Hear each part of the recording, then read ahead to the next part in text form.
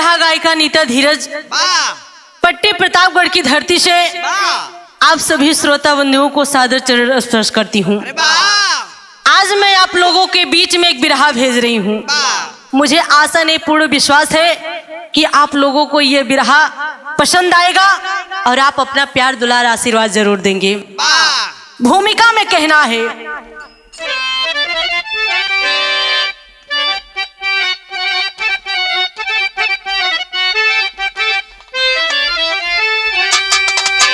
नारी शक्ति में होती है वो तीव्रता जिसके आगे विधाता भी झुक जाते हैं। नारी अपने सतीत्व पे या डिग जो हुई, सूर्य अपनी जगह पे ही रुक जाते हैं। नारी दुर्गावती, नारी पद्मावती, चावला जी के गुण को सभी गाते हैं। नारी जन्मदायनी माँ का वह रूप है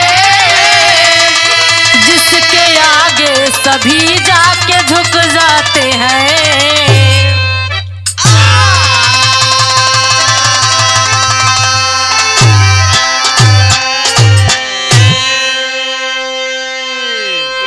बिरहा में बड़ी बढ़िया गजल का टुकड़ा लगी मास्टर साहब।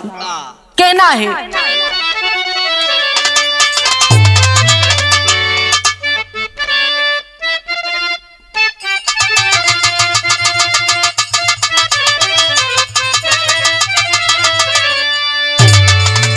ये देखा कोनो लड़का कोनो लड़की से बेहद मोहब्बत करत रहा। हाँ मोहब्बत कौन चीज होला? इजे जानी जात है ओका सेल्फास की जरूरत नहीं पड़त। कोनो लड़का कोनो लड़की से बेहद मोहब्बत करत रही, लेकिन लड़कियां केहू और से मोहब्बत करत रही।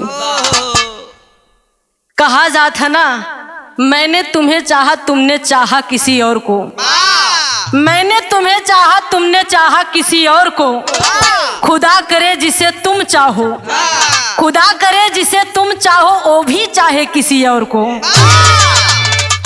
प्रेमी अपने प्रेमिका के हाथ दूसरे हाथ में नहीं देख पावत बा, तोकरे दिल के दर्द निकलत बा। कहत कैसे बा,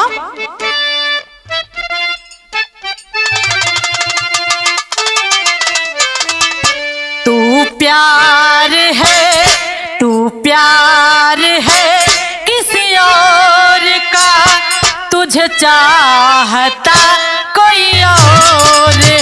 तू प्यार है किसी और का, तुझे चाहता कोई और है। किसी और का, तुझे चाहता कोई और है। तू पसंद है किसी और की, तू पसंद है किसी और की, तुझे मानता कोई और है। तू प्यार है किसी और का, तुझे चाहता कोई और क्या बात है। है। किसी और का, तुझे चाहता कोई और है। लेकिन बिरहा के अंदर भाव मिला। कहना है,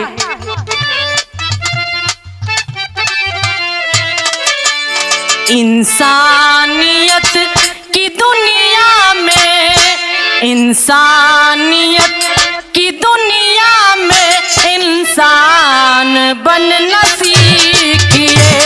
इंसानियत की दुनिया में इंसान बनना सीखे। इंसानियत की दुनिया में इंसान बनना सीखे। बन के रहनुमा, बन के रहनुमा, मेहरबान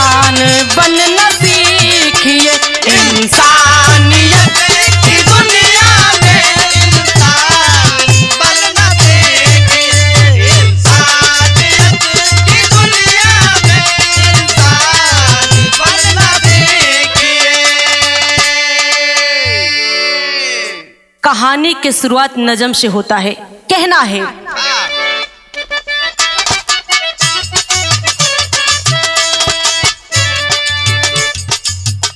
एक गांव में किसान का परिवार रहा।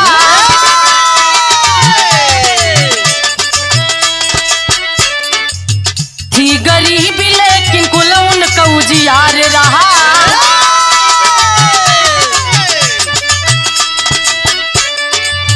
जग था सादा लेकिन ऊंचा ही विचार रहा।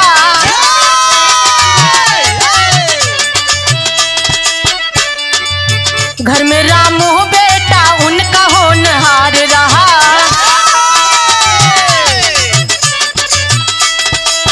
धीरे धीरे रामू बेटा नौजवान हुआ।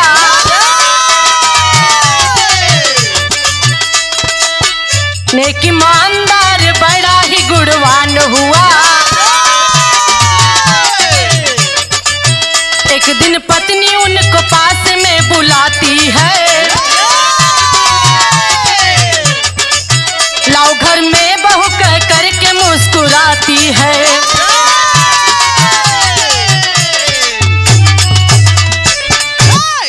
बाबूजी, आप सबके सामने एक रोचक दास्तान पेश है। पुराने समय की बात है, गांव में एक किसान रहता था जिसका नाम जग्गू था। घर में पत्नी उसका एक ही बेटा रामू, जो कि बड़ा ही नेक और ईमानदार है। घर में पत्नी उसका एक ही बेटा रामू, जो कि बड़ा ही नेक ईमानदार है। घर में गरीबी है, लेकिन जग्गू और उसकी पत्नी ने बड़े लाड प्यार से रामू की परवरिश की है और अच्छे संस्कार दिए हैं।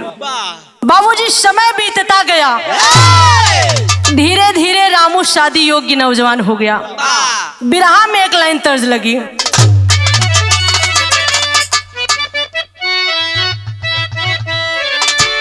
अरे जिया बहुराई गईले ननदी।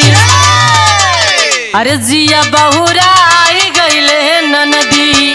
अरे पानिया भरना कैसे जाऊं कि दिया बहुराई गईले ननदी।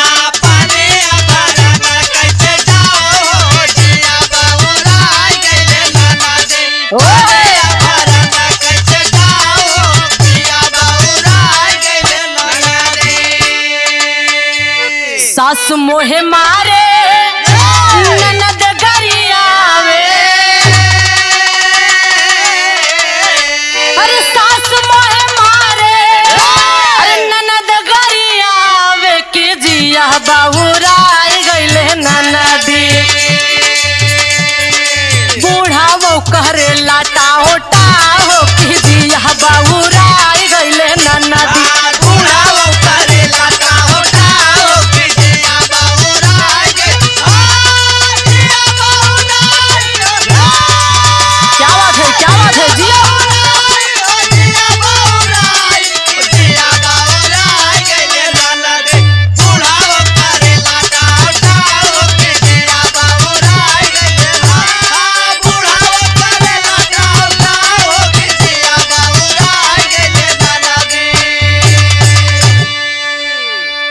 लेकिन भाव पर गौर करिए बाबूजी। कहना है,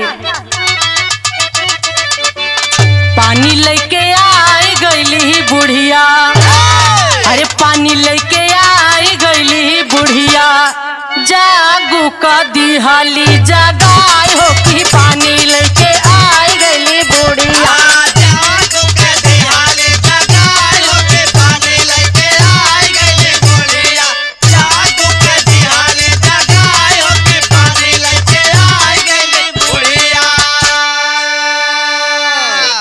उठ के पहले पानी पिया, माना हमारी बात।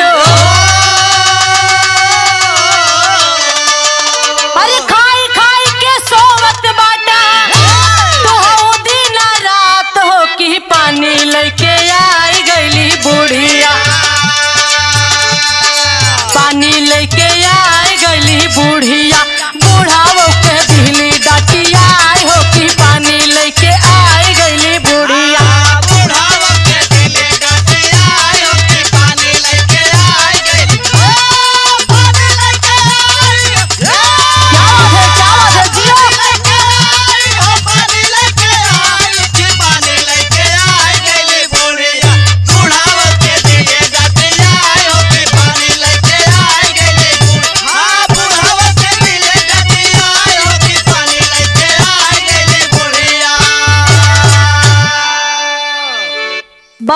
एक दिन दोपहर में जग्गू खा पीकर चारपाई पे लेटा है, तब भाई बुढ़िया लोटम पानी ले जग्गू के पास पहुंच गया। अब बोला था का हो, सोबई करबा कि कुछ और होई? उठा मुंह धोवा और पानी पिया। बाबूजी बुढ़वा उठा, मुंह धोई के एक लोटा पानी पीगा। अब बुढ़िया जोड़ा पान अब भोला छाप जाफरानी सुरती खाए, मुंह गुलगुलावत बगले मचिए बैठ गया। बुढ़वा कहा तो बोला का कहती है? बुढ़िया कहा आखिर तोहरे समझ में कुछ आवत है कि नहीं? बेटवा जवान होइगा बा, शादी ब्याह होई कि ना होई? घर में बहू आई कि ना आई? बुढ़वा कहा तो शादी ब्याह तो होई, लेकिन जब कायदे के लड़की मिले तब ना। बुढ़िया कहा तो कायदे के लड़की ढूंढत ढूंढत बेटवा बुढ़ाई जाई, आ तोहका लड़की नहीं मिलती है। रामू के जितना सगी समौरी रहन सबके शादी हो गए, सब एक दुई लड़की के बाप हो गए, आ तू काने में तेल डाले बैठा हा। एक बात जान ला, आँखी की रोशनी कमजोर हो गया है, रोटी सेकत हाथ जरी जाता।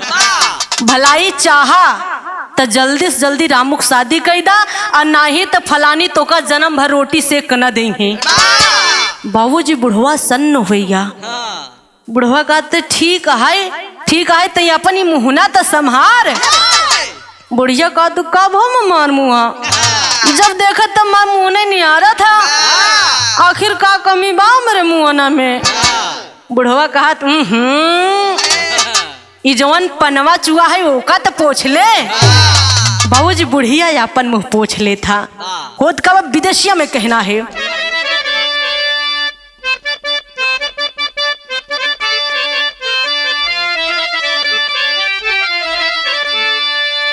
बीतल दुई चार दीना बाबूजी समैया, रामू के मामा गईले आई हो।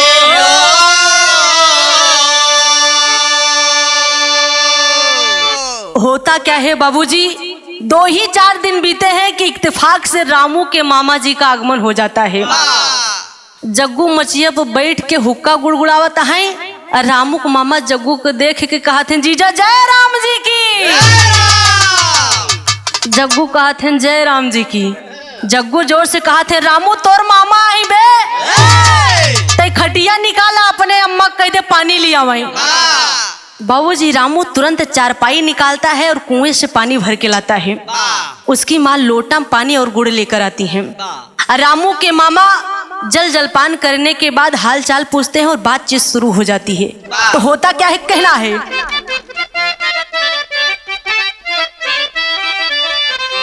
जग्गू कहने लागे रामू सुजन भइले, देता कहूँ सदिया कराई हो।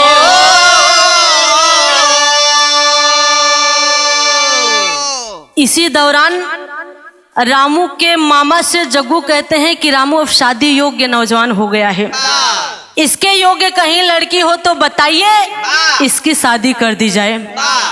रामू के मामा कहते हैं जीजा जी यह तो बड़ी अच्छी बात है। अरे फला फला गांव में सीताराम जी की बेटी गायत्री है ना, बड़ी सुंदर सुशील और गुणवान है। मैं तो कहता हूँ जीजा जी पहले चलकर आप उसे देख लीजिए, तब बात होगी। बाबूजी इस तरह शाम हो जाती है और सब लोग खा पीकर सो जाते हैं। अगले दिन जग्गू और रामू के मामा सीताराम जी के यहाँ पहुंच जाते हैं। राम रमौजा होने के बाद जलपान होता है। इसी बीच गायत्री को बुलवाया जाता है। जग्गू गायत्री की सुंदरता और विनम्रता को देखकर खुश हो जाता है। कहता है मुझे लड़की पसंद है, आप जब चाहे मेरे लड़के रामू को देख सकते हैं। बाबूजी होना क्या था, अगले ही दिन सीताराम जी जग्गू के यहाँ आकर रामू को देखते हैं और पसंद कर लेते हैं। एक अच्छी सी मुहूर्त देखकर शादी की तारीख पक्की कर देते हैं। धीरे धीरे शादी की तिथि करीब आ रही है, दोनों तरफ से तैयारियां शुरू है। बाबूजी आज वह दिन भी आ गया जब जग्गू बड़े धूमधाम से अपने बेटे की बारात लेकर सीताराम जी के यहाँ पहुंचते हैं। इधर सीताराम जी अपनी हैसियत के हिसाब से बड़ी अच्छी व्यवस्था किए हैं। वाह गायत्री उनकी एक लौती बेटी, इसलिए तमाम नात रिश्तेदार बिरादरी के जिम्मेदार लोगों को सुझाव दिए हैं कि बारातियों के स्वागत में किसी प्रकार की कोई कमी नहीं होनी चाहिए। बाबूजी, बारात पहुंचती है, बारातियों को बड़े अच्छे तरीके से जल जलपान कराया जाता है और रीत रिवाज के हिसाब से दुबरक चार होता है। आज तो बाबूजी सिस्टम ही चेंज होएगा है, डीजे का आगे क्यों को जोर ही नहीं चलत बा। पहले का जमाना रहा मर्द लोग बारात लेके जाएं और दुबरक चार लगावें, अब आधे से ज्यादा लेडीज बाराते जाते हैं दुबरक चार लगावत हैं। अब पहले के जमाने में औरतें दुबरक चार पे खड़ी हो जाए गीत गावें, आ गावें का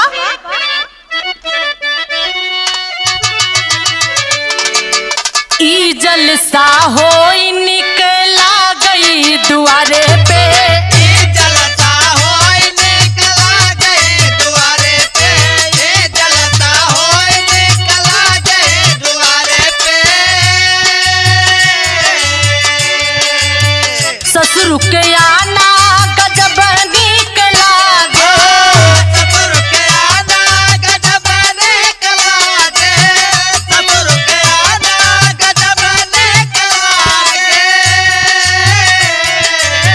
ससुर के आना गजब निकला गे, ई हथिया झूमत की आइल दुआरे पे। आए हथिया झूमत के आवे दुआरे पे, दुआरे पे, दुआरे पे, दुआरे पे। ये हथिया झूमत के आवे दुआरे पे, ये हथिया झूमत के आवे दुआरे पे। इधर औरतन गाय पड़ी हैं, उधर सामने बराती बढ़िया बढ़िया कपड़ा पहने रंग जमाए हैं, लेकिन क्यों का कदर नहीं बा। सबके निगाह दुल्हा के ऊपर रहा था, सब देखा थे कि दुल्हवा कैसे बा। जब सब दुल्हा देख लेथिन तो दुई जनी बगलियाई के आपस में चर्चा करथिन कि बहन दुल्हवा कैसे बा। एक जनी कहथिन बहन दुल्हवा तो ठीक बा, लेकिन ओकर तनी नुकुरवई बड़ा बा। कितनों निक दुल्हा रही, लेकिन ये सब कमी जरूर निकाल रही है। बस बाबूजी, दुबरक चार समाप्त होता है, इसके बाद भोजन की तैयारी होती है। बाबूजी, आज तो बफे सिस्टम चल गया है, घराती बराती औरत मर्द सब एक साथे भोजन करता है। आ दुल्हा का नंबर जयमाल के बाद लगा था। पहले रिवाज रहा टाट पट्टी बिछाए दिन जाई, सारा बराती दुल्हा बल्हा भोजन करे बैठ जाए।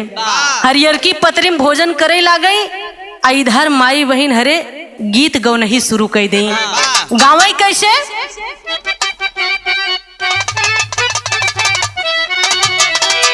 अरे निहुरे निहुरे पर सही फलाने रामा,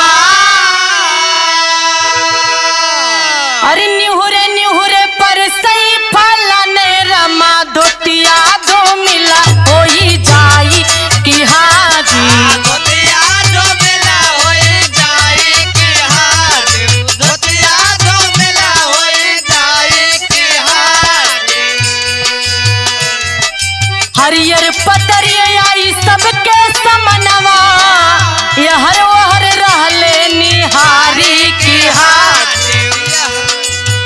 कईयो कसोरा बगल में धरल बा, कटहर के बनी तरकारी की हाथ। पूड़ी कचौड़ी के लाइन लगल बा, बुढ़ऊ झाकई मोहारी की हाथ। बाबूजी, बराती में सबसे ज्यादा रंग बुढ़ऊ दादा हरिन का रहा था। मोहेम दांत नहीं, खोपड़ी डगर डगर हिला था, लेकिन मोहारे देख के बैठा थे। मोहारे देख के बैठा थे, अब मन ही मन में सोचा थे इन्हन मोर न मुआ नहीं जनतीन का मौका गरी उतई नहीं है, ऐसे खजुआवत रही है, खजुआवत रही है। तब भर माई बहन हरे समझ जाथिन, तब दो लाइन फिट कही देथिन। ए बुढ़ऊ दादा ये हर जिनता का, गते गते काटा सोहारी की हाजी।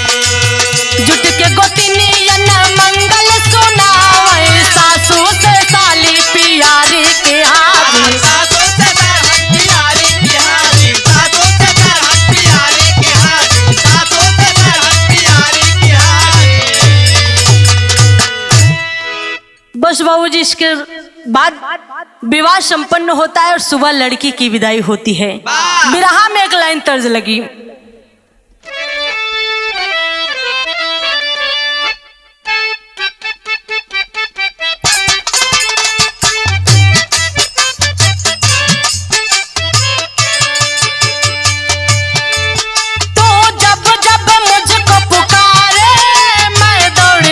नदिया किनारे तू जब जब मुझको पुकारे मैं दौड़ आऊं नदिया किनारे। तू जब जब मुझको पुकारे मैं दौड़ आऊं नदिया किनारे। हर पल तेरा रास्ता निहारे, दिल लगे नहीं तेरे बिना रे। हर पल तेरा रास्ता निहारे, दिल लगे नहीं तेरे बिना रे। हर पल तेरा रास्ता निहारे, दिल लगे नहीं तेरे बिना रे। तू जब जब मुझको पुकारे मैं दौड़ आऊं नदिया किनारे। हर पल तेरा रास्ता निहारे, दिल लगे नहीं तेरे बिना रे। मुझे सीने से लगा ले, मुझे आंखों में बसा ले, मुझे सीने से लगा ले, मुझे आंखों में बसा ले। मेरे भोले साथिया तुझे दिल दे दिया, मेरा दिल ले लिया। तुझे दिल दे दिया, मेरा दिल ले लिया। तुझे दिल दे दिया, मेरा दिल ले लिया। लेकिन इधर होता क्या है, कहना है, मेरी बेटी सुगर सयानी, मेरी प्यारी गुड़िया रानी। मेरी बेटी सुगर कयाने, मेरी प्यारी गुड़िया रानी। हाँ मेरी बेटी सुगर कयाने, मेरी प्यारी गुड़िया रानी।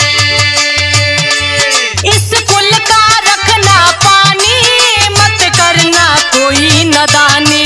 इस कुल का रखना पानी, मत करना कोई नदानी। इस कुल का रखना पानी, मत करना कोई नदानी। मेरी बेटी सुगर सयानी, मेरी प्यारी गुड़िया रानी। इस कुल का रखना पानी, मत करना कोई नदानी। रो रो विदा कर रहा हूँ, तुझे दुआ दे रहा हूँ। रो रो विदा कर रहा हूँ, तुझे दुआ दे रहा हूँ। मेरी प्यारी लाडली तुझे रब खुश रखे, तुझे रब खुश रखे। तुझे रब खुश रखे, तुझे रब खुश रखे। तुझे रब खुश रखे, तुझे रब खुश रखे। नाजो से तुझको पाला है, फिर भी दिया कसाला है। नाजो से तुझको पाला है, फिर भी दिया कसाला है। नाजो से तुझको पाला है, फिर भी दिया कसाला है। जब से जन्म लिया है तूने, कुल में हुआ उजाला है। जब से जन्म लिया है तूने, कुल में हुआ उजाला है। जब से जन्म लिया है तुमने, कुल में हुआ उजाला है। रस्मों और रिवाजों से पिता तेरा मजबूर है।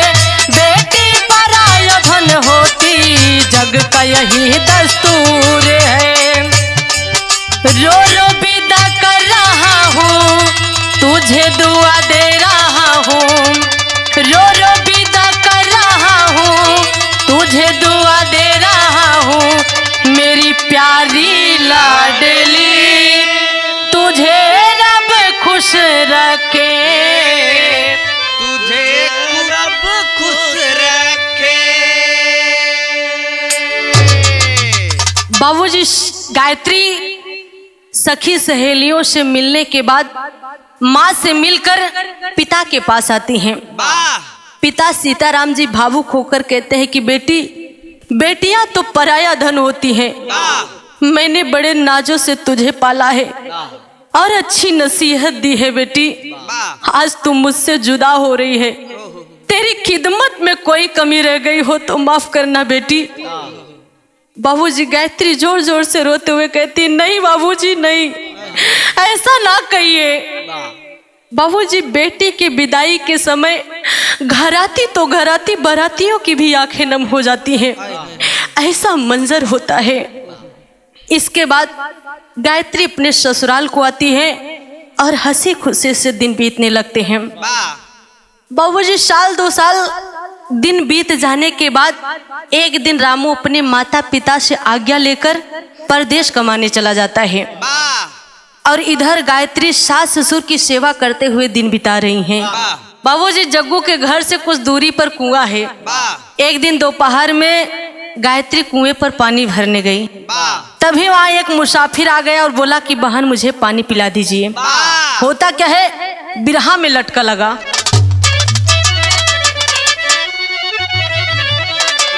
लगली पियास, अरे लगली पियास, पियावा हमके पानी, लगली पियास, पियावा हमके पानी, लगली पियास, पियावा हमके पानी, लगल पियावा हमके पानी, पियावा हमके पानी, लगली पियास, पियावा हमके पानी, लगली पियास, पियावा हमके पानी, लगली पियास।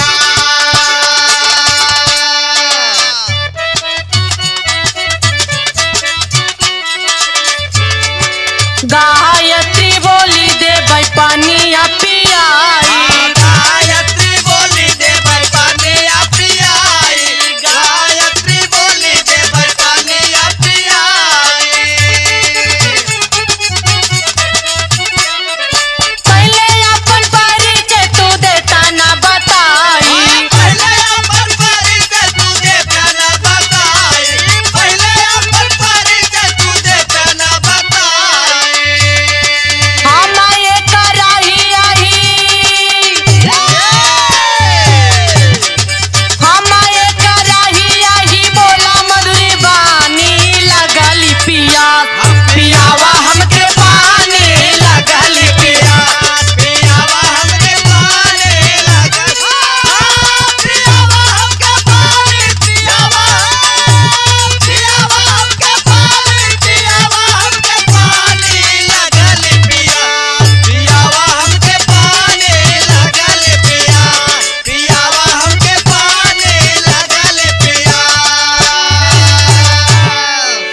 मुसाफिर बोला बहन मुझे पानी पिला दीजिए। गायत्री सहम गई क्योंकि उसके शरीर पे कपड़े कुछ कम थे। वह मन ही मन सोचने लगी कि मेरे शरीर पे कपड़े भी कम हैं और यह व्यक्ति अपरिचित है, इस व्यक्ति को पानी पिलाना उचित नहीं होगा और मेरे पास दूसरा बर्तन भी नहीं है, लेकिन इस व्यक्ति को पानी पिलाने से इनकार करना भी अधर्म होगा, इसलिए मैं इससे प्रश्न करती हूँ। गायत्री कहती है कि तुम कौन हो, अपना परिचय दीजिए तभी पानी पिलाऊंगी। मुसाफिर बोला मैं राही हूँ। गायत्री कहती है राही तो 2 हैं, उनमें से तुम कौन हो? मुसाफिर निरुत्तर हो गया। गायत्री उसे पानी नहीं पिलाती है। बिरहा में एक तर्ज लगी,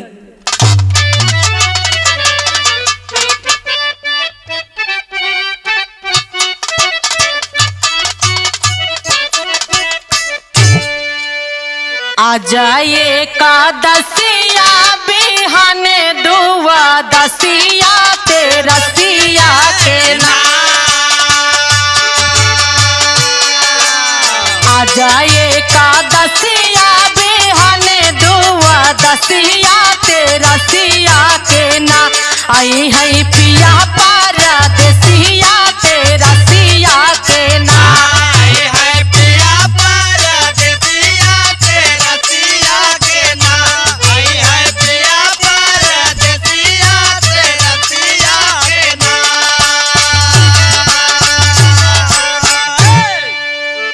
बाबूजी भाव में कहना है, गगरा उठाई गोरी चली रही आई तबले आई गई लेना, गगरा उठाई गोरी चली रही आई तबले आई गई लेना,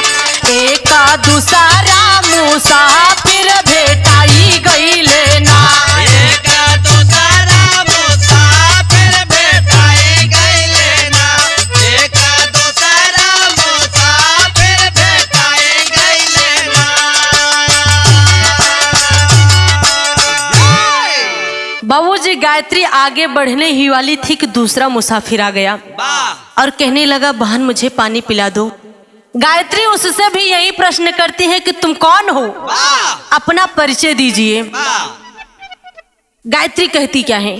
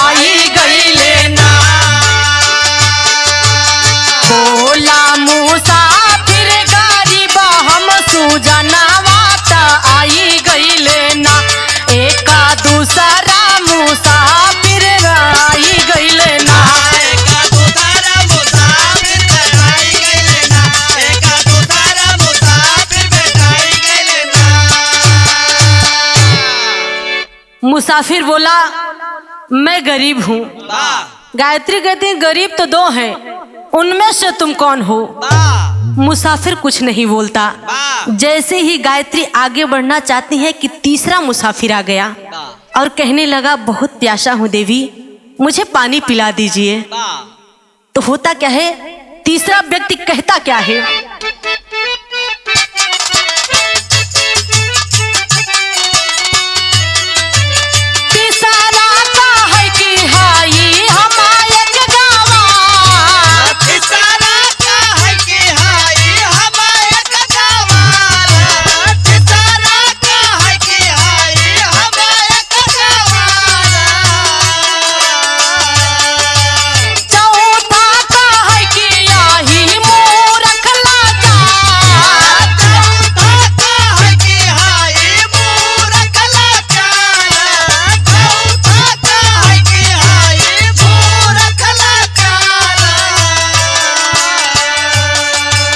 सबके हटाई गोरी चली रही आई तबले आई गई लेना।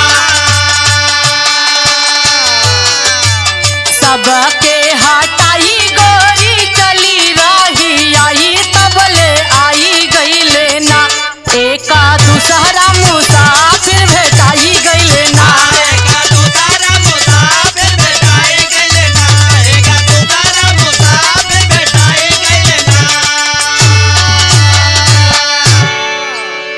तीसरा मुसाफिर कहता है कि मैं गंवार हूँ। गायत्री कहती है गंवार तो दो हैं, उनमें से तुम कौन हो। तीसरा मुसाफिर कुछ नहीं बोलता। गायत्री उसे भी पानी नहीं पिलाती है। जैसे ही तीसरा मुसाफिर चुप होता है, झट से चौथा मुसाफिर पानी पानी की रट लगाने लगता है। गायत्री उससे भी यही प्रश्न करती है कि तुम कौन हो, अपना परिचय दीजिए।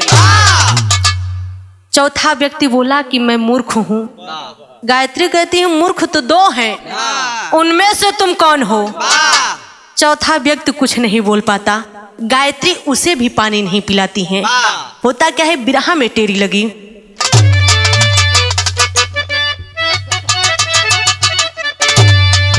बचाई अपने कुल के लजिया, अरे बचाई अपने कुल के, बचाई अपने कुल के लजिया। सबको घर बुलवा कर पानी दिया पिलाई ओ पिलाई ओ पिलाई।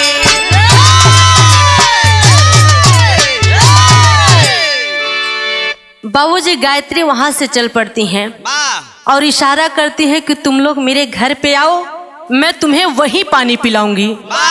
बाबूजी गायत्री घर पहुंचकर अच्छे ढंग से कपड़े पहनती हैं और बाहर निकलकर उन चारों मुसाफिरों को बारी बारी से पानी देती हैं। पानी पीने के बाद चारों मुसाफिर सामने बगीचे में जाकर विश्राम करने लगते हैं। वाह चौक में कहना है,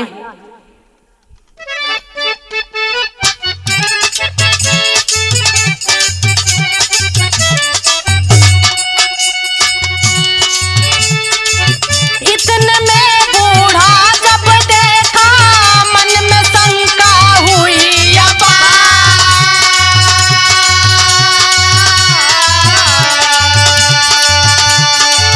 पति गया परदेस कमाने, बुलवाई है घर में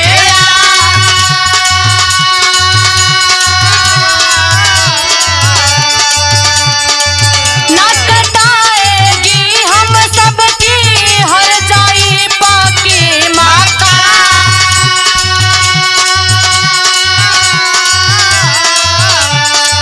रसभा में पहुँच के बोला, रसभा में पहुँच के बोला, विनती सुनिए हे सरकार।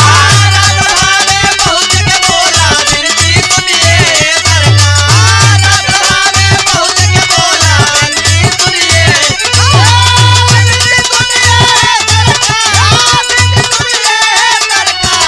राजसभा में पहुंच के बोला विनती सुनिए, राजसभा में पहुंच के बोला विनती सुनिए सरकार।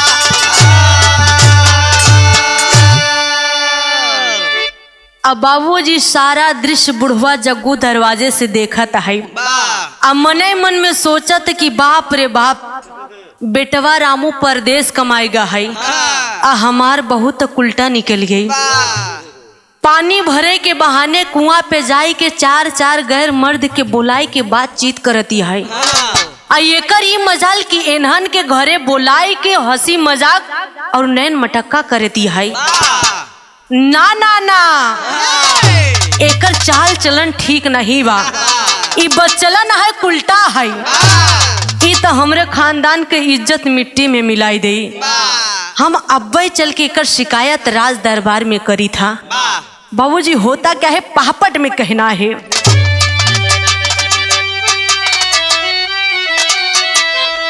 सारी बातें जग्गू दिया बताई तौने छनवा हो। अरे सारी बातें जग्गू दिया बताई तौने छनवा हो। न्याय करा नहीं दे दे भाई हमहन आज परनवा हो।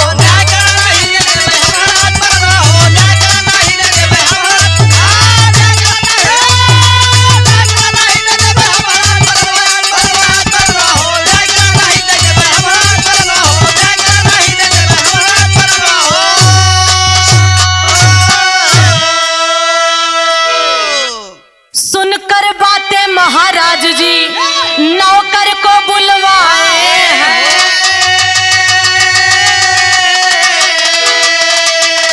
तुरंत बहू को पकड़ के लाओ, सिपाही को भेजवाए हैं।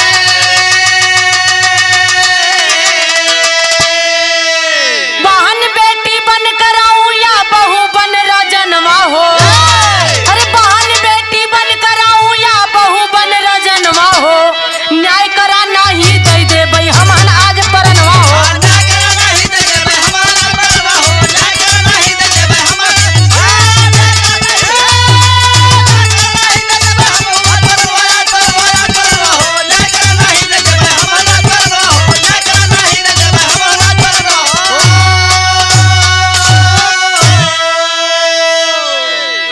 बाबूजी बुढ़वा जग्गू उठाए लाठी और राज दरबार की तरफ चल दिया। राज दरबार में पहुंचकर द्वारपाल से मिलता है।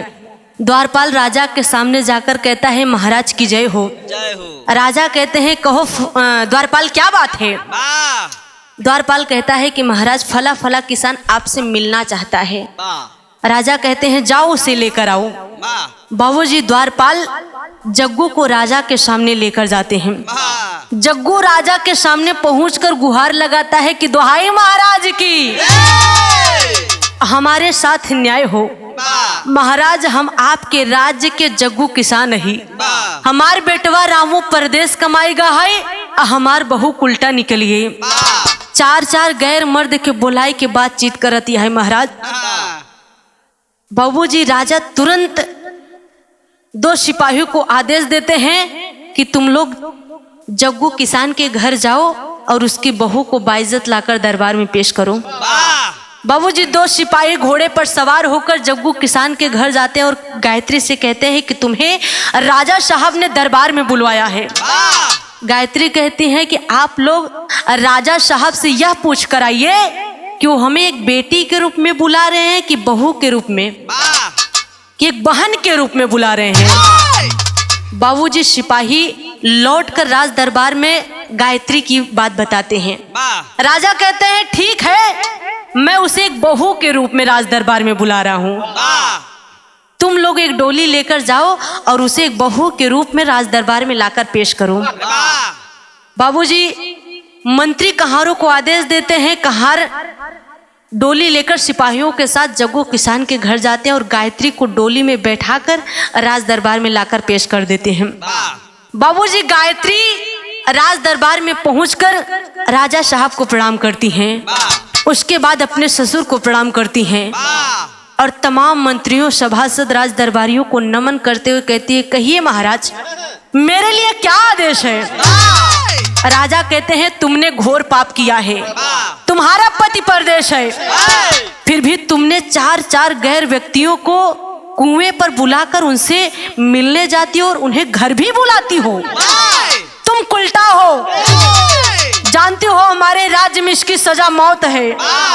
गायत्री कहती है क्षमा करिए महाराज, पहले मेरी बात सुन ली जाए तब सजा दी जाए। राजा कहते हैं कहो क्या कहना चाहती हो। गायत्री कहती है महाराज पहले उन 4 मुसाफिरों को राज दरबार में बुलवा लिया जाए। राजा सिपाही भेजकर उन 4 को राज दरबार में बुलवा लेते हैं। बाबूजी गायत्री सबसे पहले मुसाफिर को राजा के सामने पेश कर देती हैं और कहती हैं कि महाराज सबसे पहले इसी व्यक्ति ने मुझसे पानी पीने की अपील की थी। महाराज मैंने इससे प्रश्न किया था कि तुम कौन हो। इसने अपने आप को राही कहा। मैंने इससे कहा इस संसार में केवल 2 ही राही हैं, तुम तीसरे कहां से आ गए। महाराज यह चुप रहा। हुजूर इससे पूछा जाए क्या यह बात सत्य है। बाबूजी राजा मुसाफिर से डांट कर पूछते हैं क्या बहू की बात सत्य है। मुसाफिर कहता है कि हाँ महाराज इनकी बात सत्य है। बहू कहती है कि महाराज यह मुसाफिर तो मेरे प्रश्नों का उत्तर नहीं दे सका, लेकिन मेरी आपसे अपील है कि भरे दरबार में मेरे प्रश्नों का उत्तर दिया जाए। राजा तुरंत तमाम मंत्रियों, सभासद, राज दरबारियों से कहता है जो भी बहू के प्रश्नों का उत्तर देगा उसे हम मुंह मांगा इनाम देंगे। बाबूजी राज दरबार में सन्नाटा छा जाता है, कोई भी बहू के प्रश्नों का उत्तर नहीं दे सका। तब राजा कहता है कि बहू क्या तुम इस प्रश्न का उत्तर दे सकती हो। गायत्री कहती हाँ महाराज, होता क्या है आल्हा में कहना है।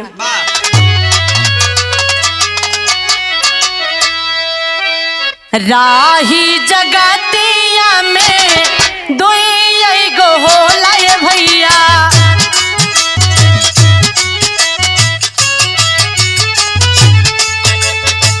सूर्य और चंद्रमा के जाने संसार।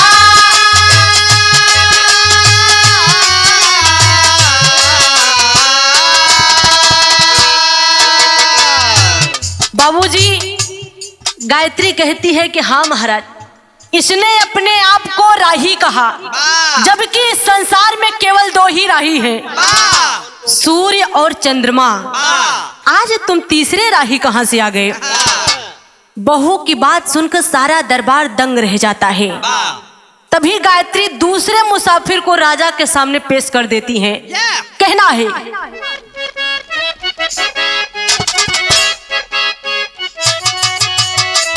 तीन लोकवा में होला 2 गो गरीब माय भैया,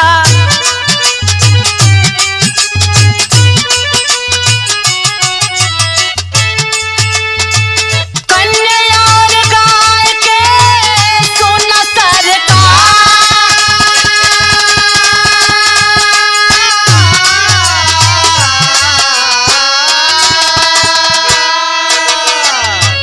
गायत्री कहती है कि महाराज इसने अपने आप को गरीब कहा, वाह जबकि संसार में केवल दो ही गरीब हैं, वाह कन्या और गाय। वाह आज तुम तीसरे गरीब कहां से आ गए? वाह यह सुनकर राज दरबार में और सन्नाटा छा गया। वाह तभी गायत्री ने तीसरे मुसाफिर को राजा के सामने पेश कर देती है और तीसरे प्रश्न का उत्तर भी राज दरबार में कोई नहीं दे पाता। वाह तब गायत्री कहती है,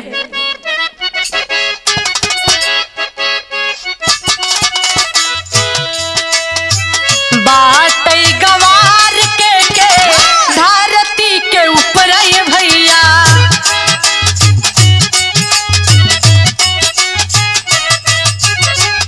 भोजन और पानी बनौले करता,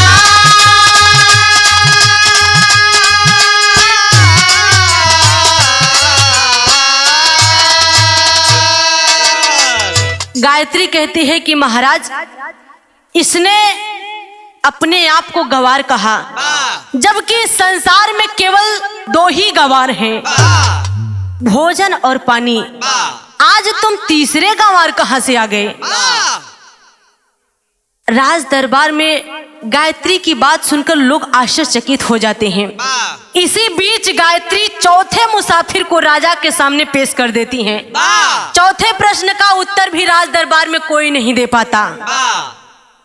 तब राजा कहता है कि बहू, क्या तुम इस प्रश्न का उत्तर दे सकती हो? गायत्री कहती है कि हाँ महाराज। बताती है, कहना है,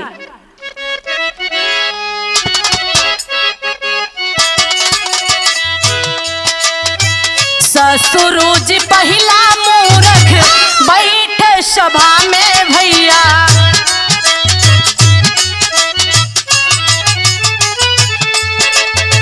दूसरा मूर्ख स्वयं है महाराज।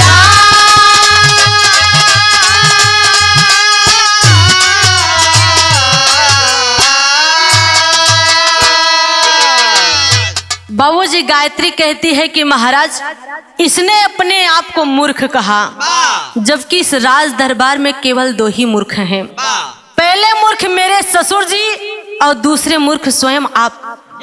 यह सुनकर राजा क्रोधित हो गया और कहने लगा कि बहू, अगर यह बात तुम सिद्ध नहीं कर पाओगी तो तुम्हें सजाए मौत दी जाएगी।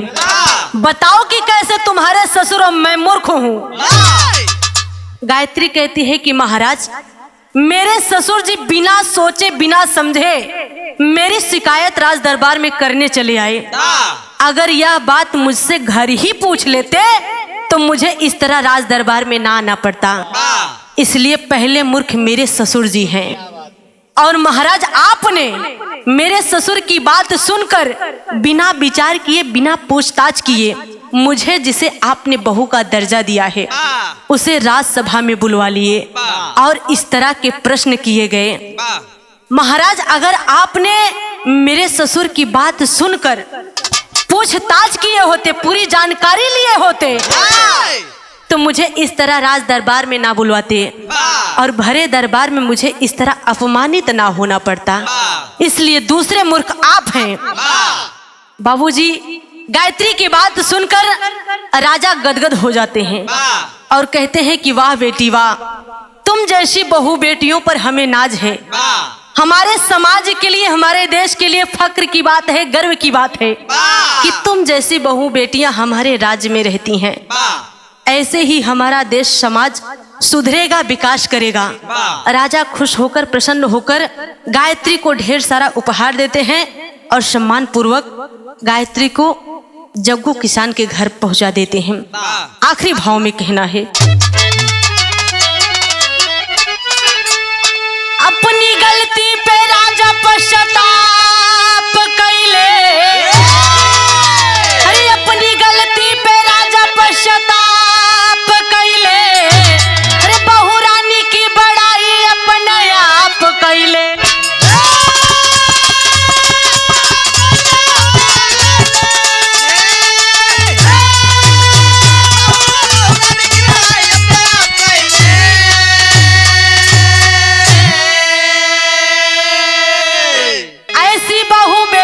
पे हम सबको नाज है।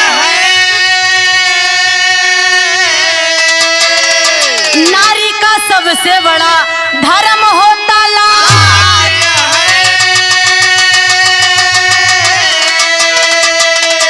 माफ कर दा बेटी हमहन से बड़ा पाप भइले। अरे माफ कर दा बेटी हमहन से बड़ा पाप भइले। अरे बहू रानी की बड़ाई अपने आप कैले।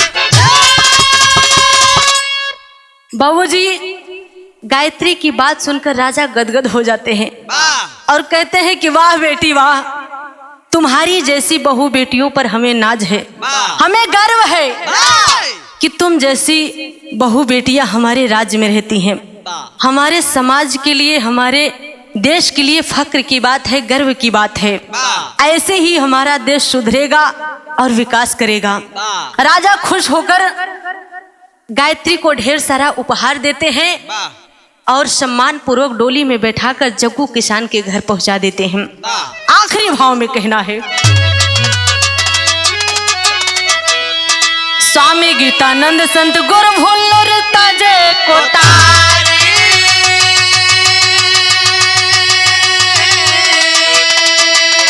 हैदर गुरु हफीज चंचल दिहल स्वर्ग सिधारी।